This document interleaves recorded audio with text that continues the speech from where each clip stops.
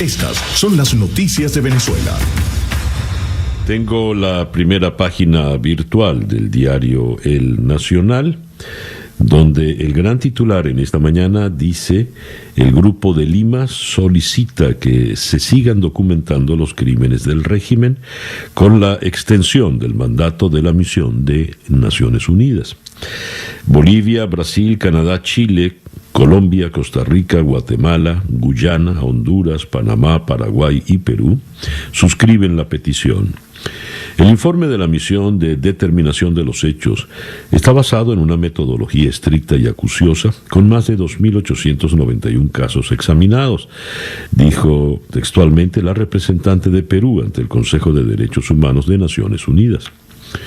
Condenamos que agentes estatales, autoridades y fuerzas de seguridad hayan planificado y ejecutado graves delitos, algunos de los cuales por su carácter sistemático constituyen crímenes de lesa humanidad. Es una cita textual también para ella. La segunda noticia más importante, según la diagramación de esta primera página del diario El Nacional, nos dice: investigación deja en evidencia al capitalismo bolivariano en el mundo. Chavismo Inc. de Transparencia Venezuela es la investigación en cuestión.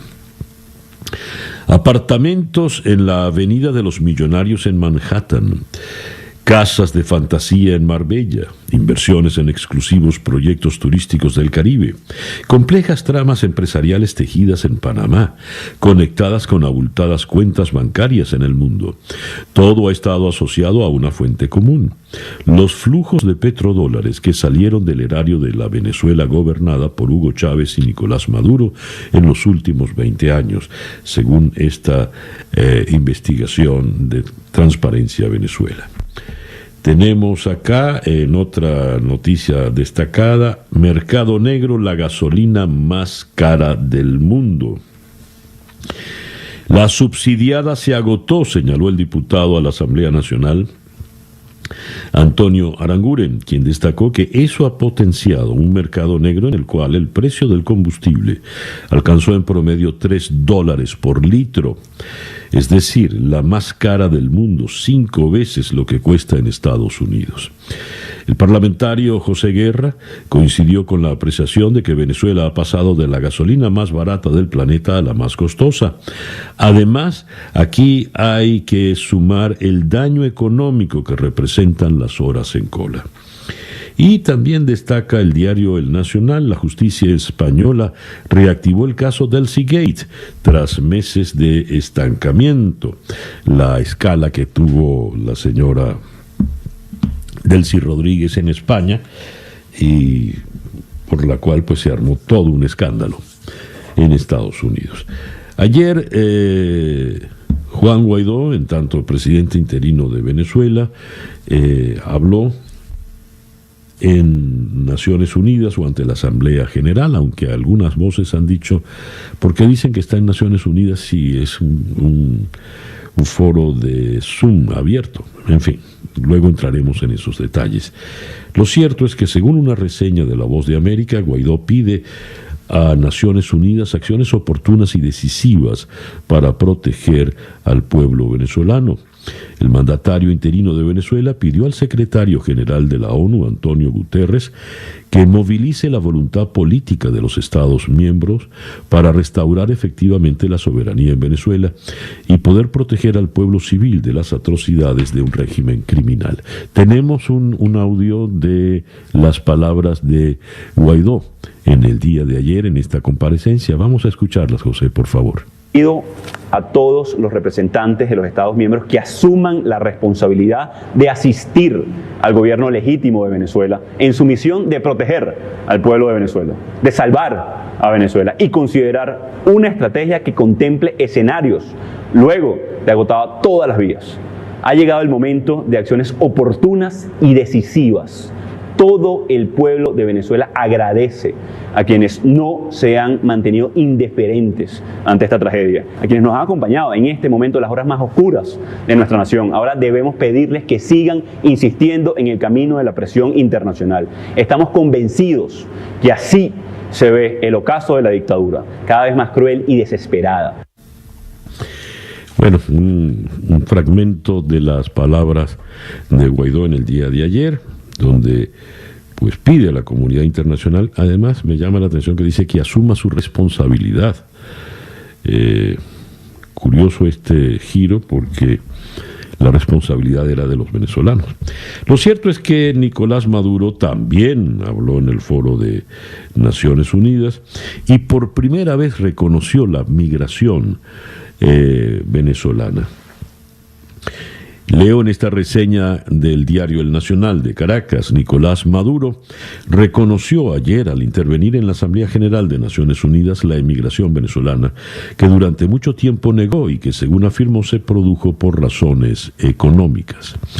Como consecuencia directa de las medidas coercitivas unilaterales y de las agresiones económicas impuestas por el gobierno de Estados Unidos a nuestro pueblo, se ha producido coyunturalmente un proceso de emigración de ciudadanos fundamentalmente por razones económicas. Es decir, él de nuevo se lava las manos, él de nuevo es inocente, nada tiene que ver con lo que ha pasado en el país. Ayer hubo un largo apagón, largo y extendido. Según el Pitazo, una falla en la red troncal de transmisión afectó a 17 estados del país con bajones de voltaje y apagones parciales.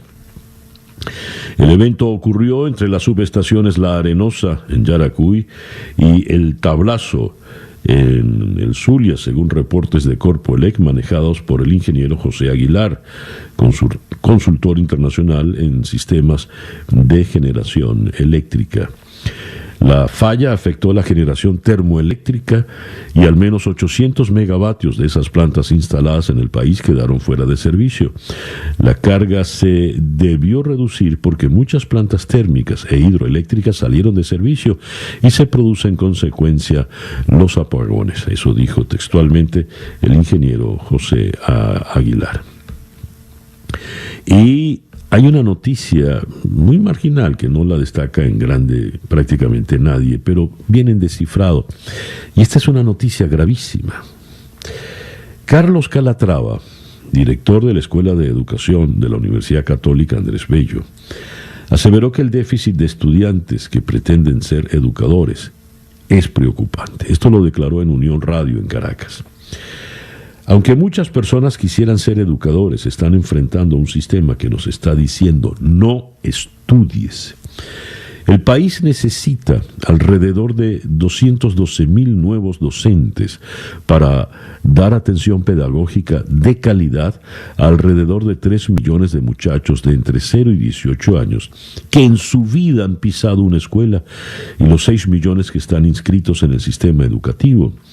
Esto requeriría 19,000 nuevas escuelas que habría que construir.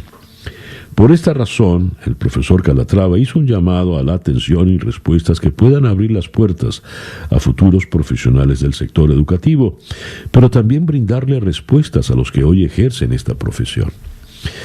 Una sociedad sin maestros es una sociedad que está absolutamente perdida. Es una ciudad que se autoclausura. Pues esta noticia, como les decía, pues está en descifrado, ha pasado por debajo y es gravísima. Lo que evidencia el profesor Carlos Calatrava es que Venezuela no tiene porvenir, no tiene ningún futuro si no nos ocupamos de esto que es crucial y determinante. El reloj indica que son las 7:17 de la mañana, luego de haber leído para ustedes acá en Día a Día las noticias de Venezuela.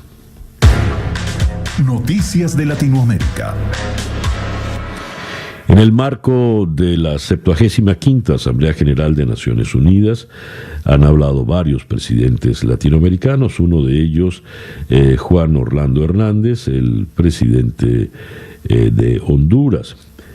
Leo este despacho de AP. Casi no han hablado de migraciones, violencia y narcotráfico, la brecha entre ricos y pobres y el acceso a las vacunas y asistencia económica para sortear la pandemia de COVID. Han sido las grandes inquietudes de los líderes de América Latina en esta Asamblea General.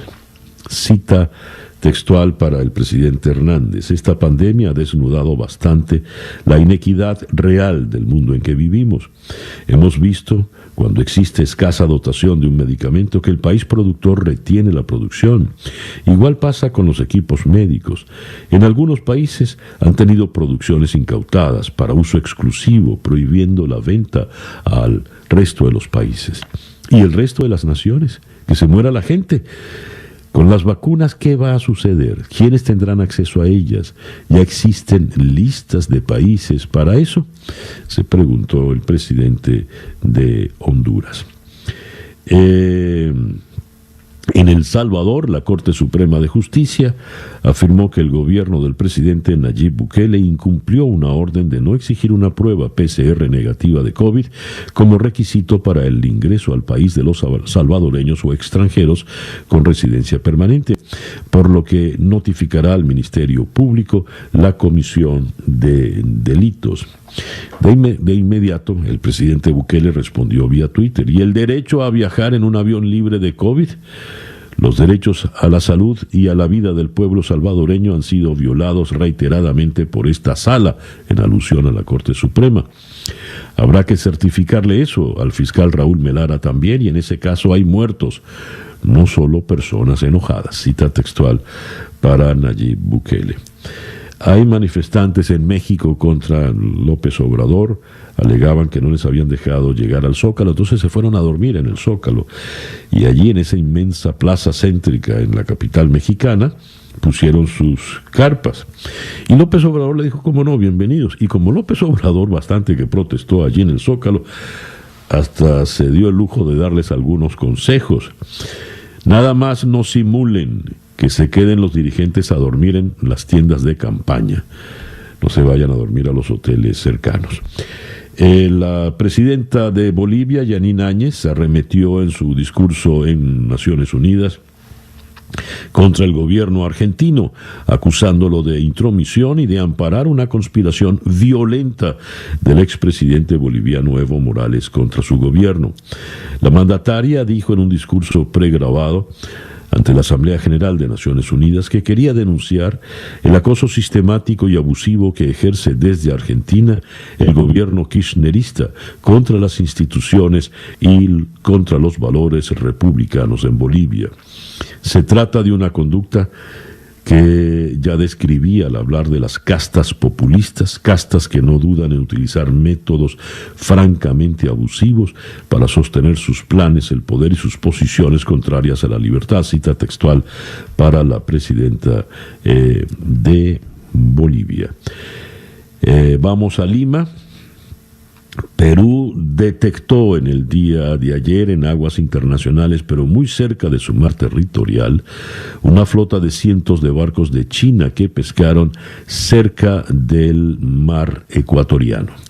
En un comunicado, la Marina de Guerra del Perú dijo que ubicó a la flota pesquera extranjera y constató que todas sus embarcaciones se encontraban fuera del mar peruano, a 30 millas de la zona central del mar del Perú, el mayor productor mundial de harina de pescado. El suceso provocó un cruce de tweets entre las embajadas de Estados Unidos y China en Perú. La embajada de Estados Unidos en Perú dijo que la flota frente a la costa de Perú está compuesta por más de 300 barcos de bandera china con historial de cambiar nombres de barcos y desactivar el rastreo por GPS. Y añadió que la sobrepesca puede causar enormes daños ecológicos y económicos. Perú no puede permitirse semejante pérdida. Entonces respondió la embajada de China en Lima y dijo que espera que el público peruano no sea engañado por las informaciones falsas, exige que se respete el derecho internacional. En fin. En todas partes del planeta, por lo visto, va a continuar el enfrentamiento entre China y Estados Unidos. Leo un despacho de la Deutsche Welle: orden de captura para Rafael Correa. La justicia de Ecuador ordenó ayer la captura del expresidente Rafael Correa, quien vive en Bélgica, tras dejar en firme la condena a 8 años de prisión por corrupción, según informó el tribunal que dictó la sentencia en su contra. Son las 7:23. Perdón, no, tengo que leer esto también. Y en el Diario de las Américas en Miami, accidente de avión con droga de Venezuela deja 2 muertos en Guatemala. El accidente ocurrió cerca de la medianoche del martes en una zona rural del poblado indígena de Chisec, a 130 kilómetros al norte de la ciudad de Guatemala. La aeronave ingresó al espacio aéreo guatemalteco sin autorización y, según el rastreo del radar, despegó del aeropuerto internacional de La Chinita en Maracaibo, a donde llegó procedente de la ciudad mexicana de Cuernavaca. Droga, pues, de Venezuela. 7:24 de la mañana, acá en Día a Día.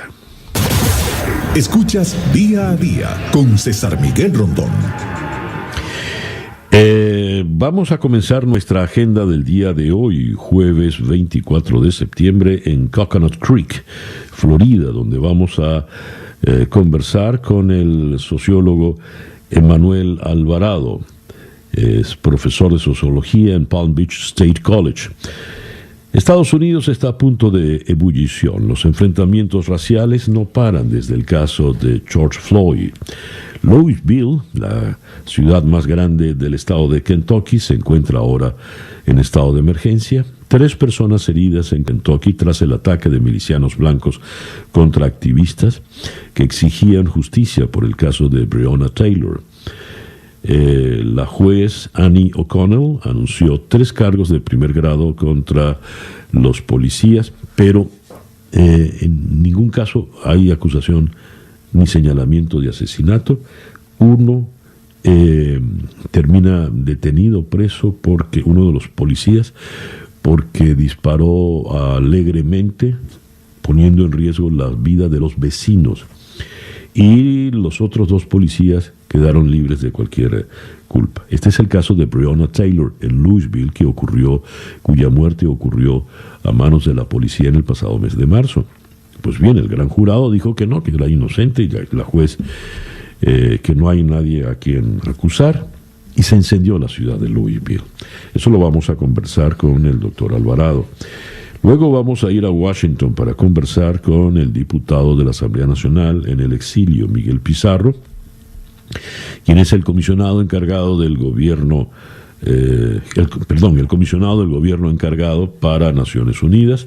Vamos a conversar con él a propósito de la intervención tanto de Juan Guaidó como de Nicolás Maduro ayer en la Asamblea General de Naciones Unidas. De Washington vamos a ir hasta Estocolmo. ¿Por qué Suecia no sufre una segunda ola de coronavirus como el resto de Europa? ¿Qué han hecho los suecos que no hicieron los demás países de Europa? Por ejemplo, los españoles. Esto lo vamos a abordar con Anna Brolin, quien es la presentadora del programa de noticias Efter Fem en el canal TV4 de Suecia. Vamos a ir lejos, hasta Estocolmo. De Estocolmo venimos a Miami para conversar con el doctor Mano Reis Rojas. Él es médico cubano especializado en traumatología y ortopedia. Él es uno de los 622 testigos que han brindado su testimonio, que incluye la ampliación de la denuncia presentada por Prisoners Defenders ante Naciones Unidas y la Corte Penal Internacional, acusando de esclavitud al gobierno cubano por lo que hacen con los médicos que envían al exterior. Eso es un tema por demás interesante. De Miami vamos a bajar en la geografía hasta la ciudad de Caracas para conversar con el periodista especialista en el aspecto de sucesos y crímenes, Javier Ignacio Mallorca. Esto es grave. Nicolás Maduro anunció la creación de un comando de operaciones secreto que cumplirá labores de inteligencia y contrainteligencia destinadas a neutralizar supuestas acciones encubiertas planeadas por Estados Unidos para generar desestabilización en Venezuela. Que este anuncio venga luego de que se han evidenciado el carácter criminal, torturador, del régimen de Maduro y donde el propio Maduro termina señalado de manera directa por Naciones Unidas, es algo que no deja de preocupar. Y vamos a cerrar nuestra agenda de hoy en la ciudad de Buenos Aires. Solo el 35,5% de los argentinos aprueba la gestión de la pandemia llevada adelante por el presidente Alberto Fernández. Esto lo vamos a abordar con el politólogo Lucas Romero, quien dirige la encuestadora Sinopsis Consultores, que es la que ha llevado adelante estas últimas mediciones en la Argentina. Esta, pues, nuestra agenda para el día de hoy, jueves 24 de septiembre, 7:29. El editorial con César Miguel Rondón. Muy breve. El presidente Donald Trump ha dicho que necesitan el 9º juez cuanto antes de las elecciones, no después. ¿Y por qué? Pues su argumento es curioso. Según leo en este despacho de la agencia Reuters, el presidente Donald Trump dijo ayer miércoles que las elecciones de este año 2020 terminarán en la Corte Suprema y por eso es importante tener 9 jueces en ese tribunal. ¿Por qué está tan seguro el presidente Trump de que esto va a ser un final cerrado, tan cerrado que va a tener que dilucidarlo la Corte Suprema? Y para alarma de no pocos, volvió a insistir en que no está seguro de una transición pacífica en el caso de que él no gane.